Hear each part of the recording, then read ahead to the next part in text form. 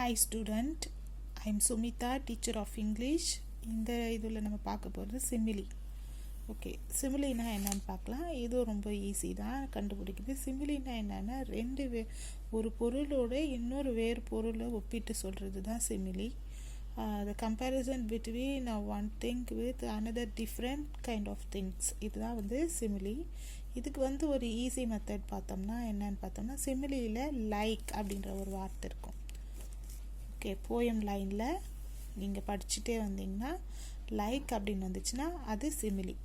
இங்கே பாருங்கள், நான் அண்டர்லைன் பண்ணுறேன் பாருங்கள், அதெல்லாம் லைக் இருக்குது. நெக்ஸ்ட் ஒன் ஆஸ் இருக்கும், ஏஎஸ் ஆஸ், அப்போ அது சிமிலி. ஸோ 2 வேர்ட் நீங்கள் ஞாபகம் வச்சுக்கணும்.